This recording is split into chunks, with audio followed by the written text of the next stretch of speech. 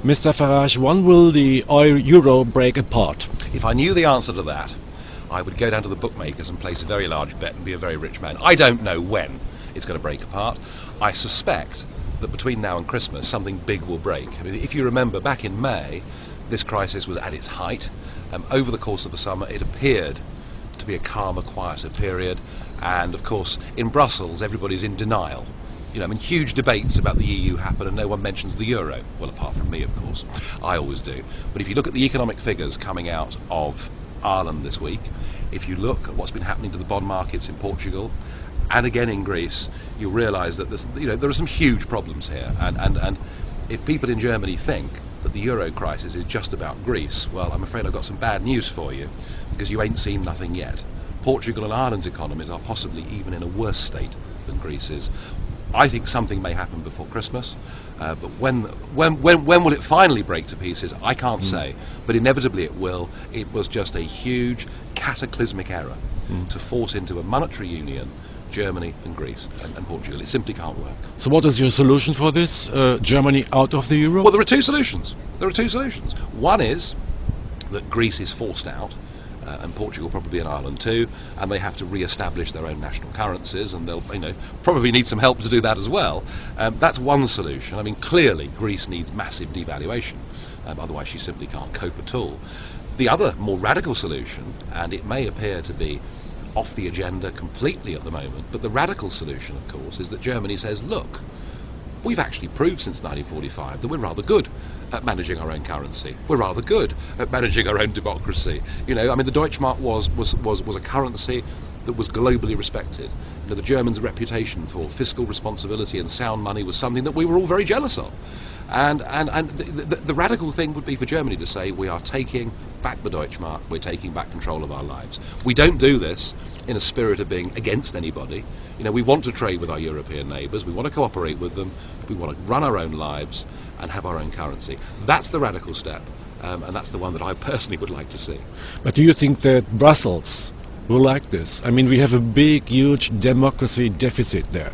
Well, of course. I mean, look, the fundamental problem in democratic terms with the European Union has been since day one that it is the European Commission, the bureaucracy, the civil service, if you like, they're the ones that have the sole right to initiate legislation. They're the ones that have the sole ability to amend and change legislation.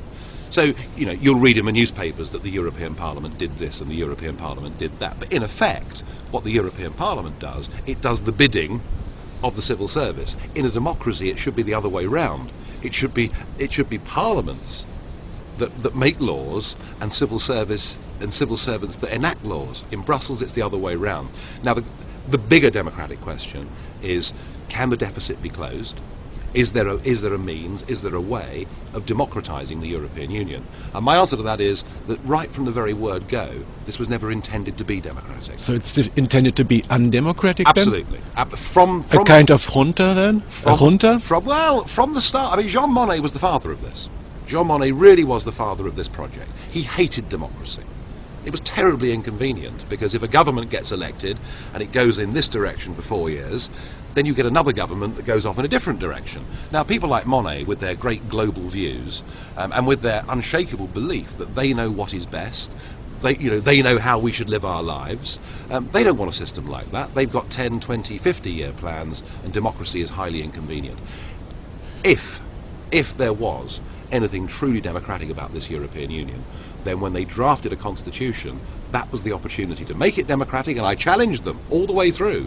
Come on, show me that you're Democrats. Make this constitution a democratic framework for a European Union, and they steadfastly refused to do so.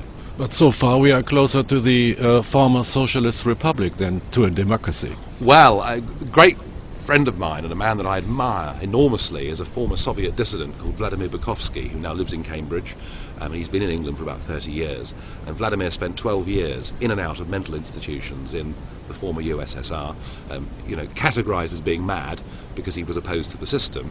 Interesting, I'm often called mad as well.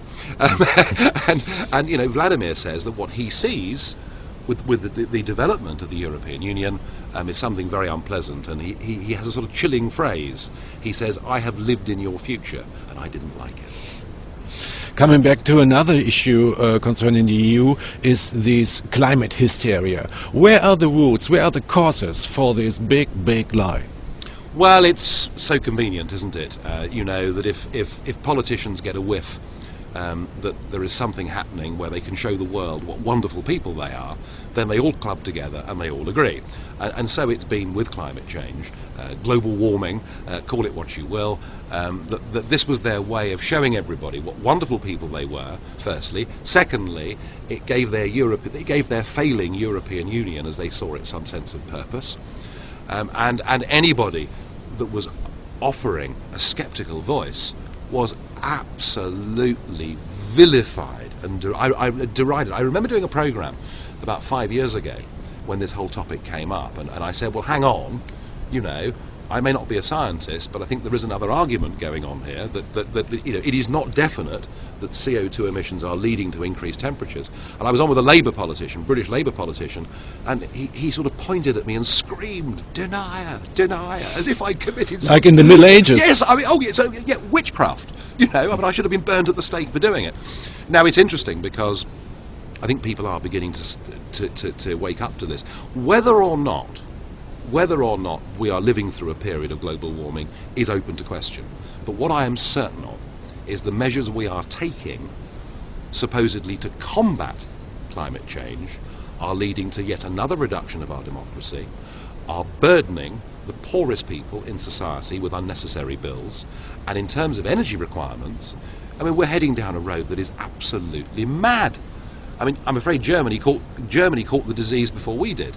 I think there are 18,000 of these disgusting wind turbines all over Germany.